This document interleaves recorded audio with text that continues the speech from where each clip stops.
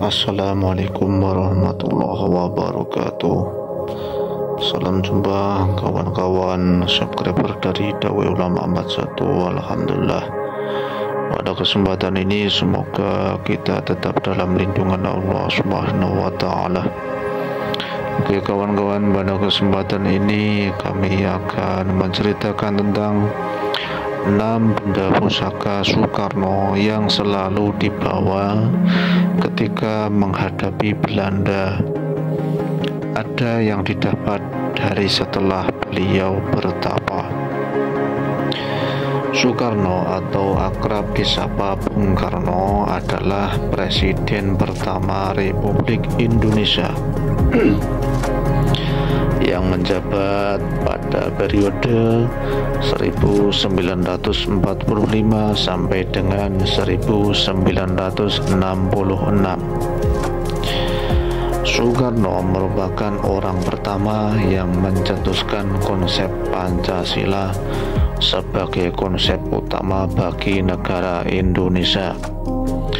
Semasa kepresidenan Soekarno, banyak hal unik yang dapat dibahas dari sosok pemimpin yang satu ini. Salah satunya adalah benda-benda pusaka yang sering dipakai oleh Soekarno ketika beliau menjalankan tugasnya menjadi pimpinan negara. Lalu apa saja benda pusaka yang selalu dibawa oleh Soekarno? Yang pertama, konon katanya beliau selalu membawa wesi kuning, pusaka wesi kuning. Orang-orang mengetahui tentang benda sakti wesi kuning. Jadi Presiden Soekarno, benda ini bentuknya sangat kecil sekali, sebesar lidi dan mirip seperti buntut tawon. Konon kemanapun Presiden Soekarno pergi, ia selalu membawa benda ini di balik bajunya. Lolosnya berbagai aksi pembunuhan terhadap Presiden Soekarno, hal yang semakin membuktikan kalau kesaktian wesi kuning ini bukan cerita isapan jempol. Yang kedua, pusaka dari Soekarno adalah tongkat komando. Tongkat komando, tongkat Bung Karno memiliki panjang sekitar 30 hingga 40 cm. Tongkat komando Bung Karno ini memiliki kekuatan sejenis magis. Tongkat komando ini seakan tidak pernah lepas dari cengkraman beliau. Pertama, selalu digunakan saat kunjungan antar negara.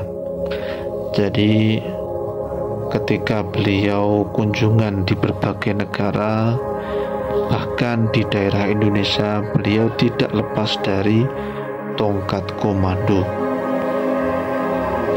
Tongkat komando digunakan untuk berhadapan dengan para pemimpin atau para jenderalnya dan selalu dipakai saat berpidato. Itulah sebabnya Bung Karno menjadi proklamator yang ulung. Yang ketiga adalah tongkat monyet bertuah. Pusaka andalan ini diperoleh Bung Karno semasa ia menjalani pengasingan yang dipaksa oleh Belanda di daerah Indi Flores. Bung Karno di tempat pengasingan selalu menghabiskan waktu untuk bertapa atau semedi. Tongkat yang biasa digunakan untuk jalan-jalan di kota Indi tersebut memiliki pahatan berbentuk monyet pada bagian kepala.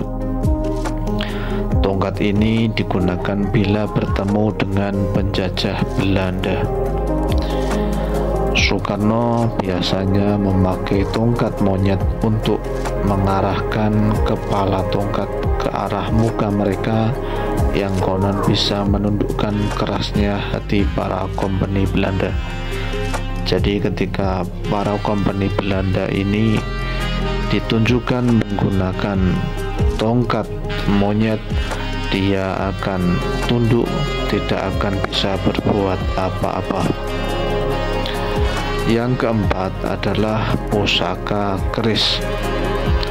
Pusaka ini beliau dapat dari Keraton Yogyakarta. Konon keris ini memiliki kekuatan magis yang berada di dalamnya. Bukan hanya satu keris, Bung Karno disebut memiliki 3 keris lainnya. Yang kelima adalah batu merah delima. Batu akik kesayangan yang senantiasa beliau gunakan kemanapun ia menjalankan tugas. Batu akik berwarna merah delima ini memiliki keindahan tersendiri dan menjadi hiasan yang sering menempel di jarinya.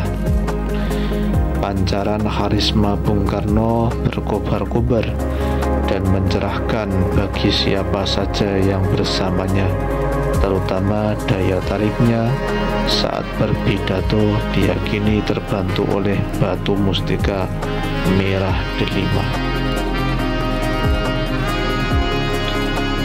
Selanjutnya, pusaka dari Bung Karno yang selalu dia bawa adalah peci hitam. Sudah tidak asing lagi jika kita mengingat sosok Bung Karno yang selalu menggunakan peci. Bahkan peci sudah menjadi sebuah tren yang tersendiri untuk Bung Karno. Selain menjadi salah satu benda kesayangan Bung Karno, konon peci yang selalu dikenakan Bung Karno sangat sakral. Kesakralannya pun dianggap sebagai salah satu jimat yang selalu dia bawa. Sampai saat ini, konon katanya peci tersebut adalah peci yang sangat menjadi kesayangan beliau sekaligus pusaka beliau. Itulah tadi kawan-kawan 6 pusaka yang selalu melekat pada diri Soekarno, sehingga bertepatan dengan 17 Agustus ini semoga Indonesia selalu diberikan kemerdekaan hingga akhir dunia. Mungkin yang belum subscribe bisa subscribe, komen, dan share. Sekian dari kami. Wallahu a'lamu bishawab. Wassalamualaikum warahmatullahi wabarakatuh.